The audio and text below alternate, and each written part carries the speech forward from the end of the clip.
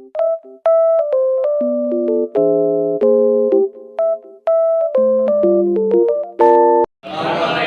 warahmatullahi wabarakatuh. Waalaikumsalam warahmatullahi wabarakatuh. Kami dari kelompok 5 akan memperhatikan pembangunan kota wilayah Surabaya. Dan perkenalkan yang pertama yaitu dengan saya, Fida Rabi. Nama saya Steven Imanawati Mena. Saya Abraham Thomas. Baik. Untuk materi yang pertama yaitu adalah latar belakang dari masalah. Latar belakang masalah.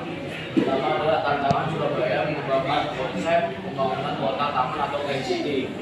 Kedua adalah dampak yang dihadapi masyarakat dan dalam pembangunan kota Surabaya. Adanya perubahan tatanan ruang kota sebagai dampak pengembangan Surabaya. Menghadapi perubahan perilaku keuangan era revolusi 4.0 dan 4.0.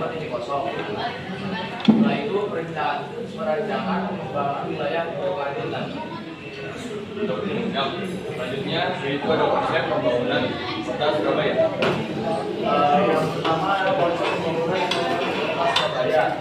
Pertama adalah perencanaan tata ruang Surabaya meliputi A. Zona pusat bisnis kawasan dalam jalan Basuki Rahmat. Yang B. Zona industri kawasan industri manufaktur.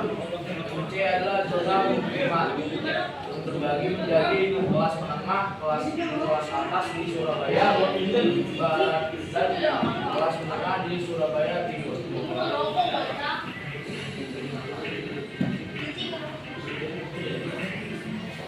Yang kedua ada sarana prasarana kota Surabaya. Yang pertama sudah dibangun aja yang berfungsi sebagai aman kota Surabaya. Yang kedua daerah merupakan yang menerapkan PCD untuk menjaga keamanan pengguna jalan lingkungan teduh. Selanjutnya di sini ada fasilitas. Yang pertama ada fasilitas transportasi. Fasilitas transportasi yang tersedia di kota Surabaya itu ada Pelabuhan Tanjung Perak, yang adalah pelabuhan terbesar di Indonesia. Nah, berikutnya fasilitas pendidikan. Pendidikan di Surabaya ada Unair, yaitu salah satu PTN top 10 yang ada di Surabaya. Selanjutnya ada dampak positif dari pembangunan kota Surabaya. Pertama ada perekonomian warganya yang meningkat, kedua peningkatan infrastruktur, ketiga ada perbaikan kualitas hidup, keempat pengembangan pariwisata, yang kelima inovasi teknologi, terakhir keterhubungan antar wilayah. Selanjutnya ada dampak negatif pembangunan kota Surabaya. Yang pertama kerusakan lingkungan, yang kedua kemacetan lalu lintas, yang ketiga perubahan sosial dan budaya, yang keempat kesulitan ekonomi, dan yang kelima peningkatan risiko bencana. Dan yang selanjutnya itu ada perubahan ruang kota sebagai dampak pembangunan. Ya, kemudian bisa kalian lihat ini adalah Surabaya pada tahun 1984. Seperti yang ada di keterangan di bawah ini, yang pertama yaitu tol yang terbatas, yang kedua permukiman tradisional kampungan, dan yang ketiga baik terbuka yang hijau terbatas. Yang dapat kalian lihat di sini adalah masih banyaknya tanah-tanah yang belum dibangun ataupun belum digunakan untuk kesenjangan sosial bagi masyarakat Surabaya itu sendiri. Dan selanjutnya ini ada foto Surabaya tahun 2014. Seperti yang kalian bisa lihat pada foto tersebut, beberapa rumah sudah dibangun dan telah terjadi suatu pergerakan yaitu yang dinamai dengan Green City atau yang bisa disebut sebagai lingkungan sehat. Yang pertama yaitu ada mulai mengembangkan jalur tol, yang kedua adanya perumahan mewah dan apartemen, dan yang terakhir yaitu memperbanyak ruang terbuka hijau seperti yang bisa kalian lihat pada foto tahun 2014. terakhir yaitu tahun sekarang tahun 2024. Seperti yang kalian bisa lihat, sudah mulai padat sekali Surabaya pada tahun 2024, seperti perkotaannya, perumahannya, dan program Green City. Yang pertama yaitu dari program fondasi semakin maju, yang kedua hunian berkelanjutan dan ramah lingkungan seperti tadi yang saya sebutkan yaitu ada Green City, dan yang ketiga yaitu pengembangan memprioritaskan keberlanjutan bioekologis seperti penggunaan lahan kosong sebagai sarana untuk terjadinya banjir dan lain sebagainya. Selanjutnya adalah poin D, yaitu perubahan perilaku keuangan revolusi 4.0 dan 5.0. Yang pertama adanya aplikasi mobile untuk transportasi online seperti Gojek atau Grab.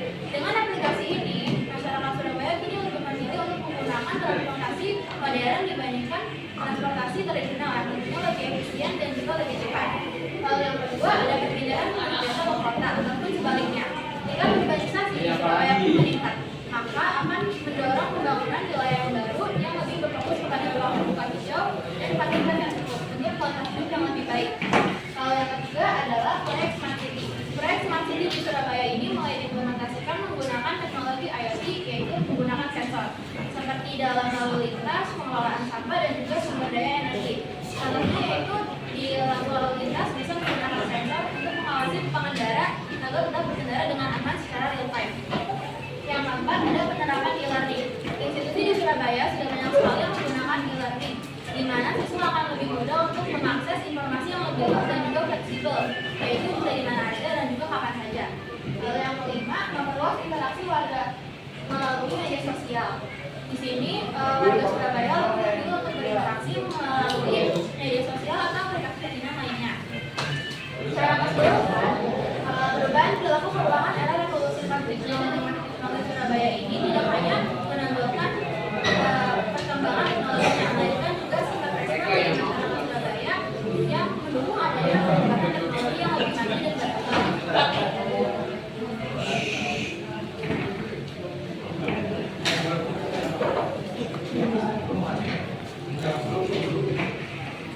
Nah, lalu ada perancang pembangunan wilayah berkelanjutan.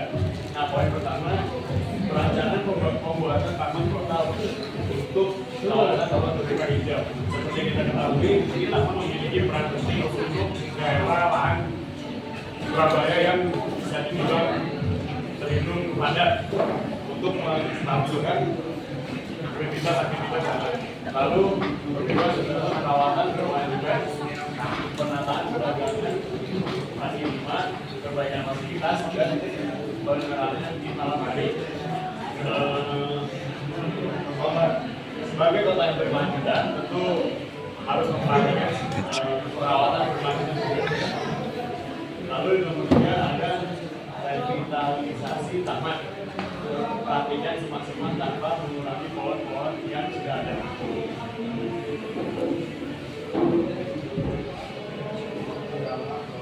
Di sini terdapat kesimpulan, terdapat 4 poin, yaitu pertama Surabaya berkembang besar dan meningkatkan ekonomi, kedua modernisasi pelabuhan dan infrastruktur, meningkatkan aktivitas dan akses, lalu ketiga penanggung tentang menciptakan lingkungan yang nyaman, dan yang terakhir kemacetan dan pemerataan bangunan masih menjadi isu utama yang perlu diatasi.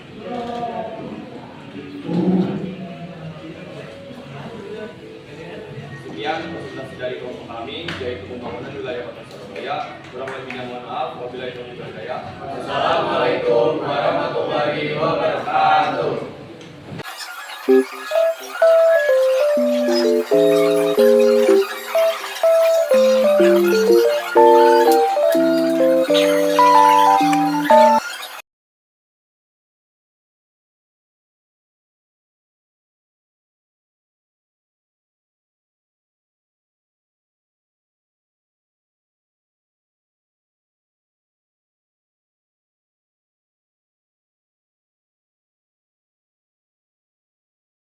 Cakup Kabupaten Gresik, Sidoarjo, Mojokerto, dan Jombang. Surabaya tidak langsung memiliki wilayah yang luas seperti masa sekarang. Pusat kota Surabaya pada tahun 1900-an hanya di sekitar Jembatan Perak. Kemudian pada tahun 1910 dibangun sebuah pelabuhan modern di Surabaya dengan nama Pelabuhan Tanjung Perak. Semakin tahun, kota Surabaya makin berkembang sampai tahun 1920-an. Tumbuh permukiman baru seperti daerah Darmo, Gubeng, Sawahan, Ketabang, dan lain-lain. Bagi kalian yang kangen suasana Surabaya tempo dulu, ini dia berikut video kota Surabaya pada zaman dulu.